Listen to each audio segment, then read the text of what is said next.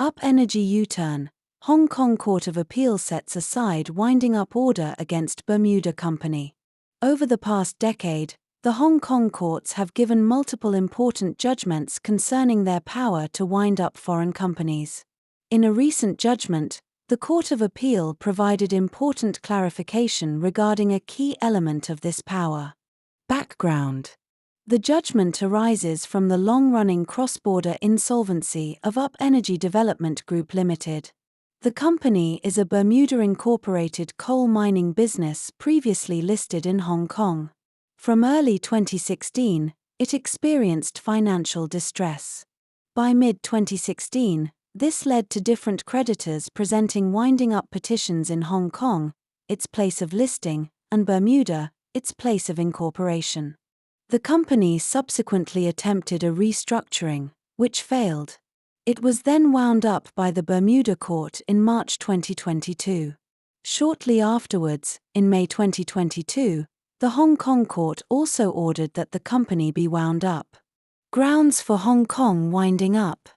The Hong Kong court's jurisdiction to wind up foreign companies is governed by well-established common law principles.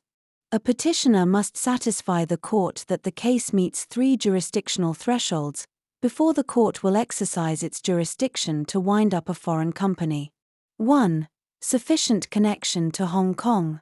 2. Reasonable possibility that the winding up will have a real as opposed to theoretical benefit to the petitioner. And 3. Jurisdiction over persons involved in the distribution of the company's assets. At first instance, the Hong Kong court held that all 3 thresholds were satisfied. Of particular relevance, the Hong Kong court held that the second threshold was satisfied given that, within Hong Kong, the powers of a Hong Kong appointed liquidator were more extensive than those of a Bermuda liquidator following recognition in Hong Kong. The Hong Kong court held that this fact conferred a real as opposed to a theoretical benefit even in the absence of any evidence that these wider powers were in fact needed or likely to be used. In other words, the court held that the need under the second threshold for a real benefit was satisfied on the basis that the wider powers available to a Hong Kong liquidator were only potentially necessary or useful. One creditor appealed to the Hong Kong Court of Appeal, arguing that benefits relied upon by the earlier Hong Kong judge under the second threshold were either non-existent or theoretical rather than real. Court of Appeal decision. In setting aside the winding up order against the company, the Court of Appeal held that while the second threshold test is low, the requirement was not satisfied because there was no prima facie evidence of valuable Hong Kong assets to benefit creditors in a local winding up, and the mere availability of the broader liquidator powers under Hong Kong law alone is insufficient. For the court to accept only a theoretical or speculative advantage would render the second threshold redundant because it would be automatically satisfied in all cases.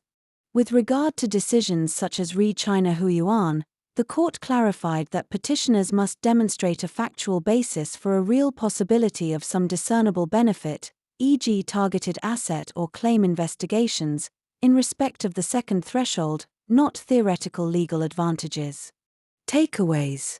This decision emphasizes the important role Hong Kong's jurisdictional thresholds for winding up foreign companies play in cross-border insolvencies. Of course, the Hong Kong court will not wind up a foreign company where it has no legitimate interest to do so, as that would be an exercise of exorbitant jurisdiction contrary to international comity.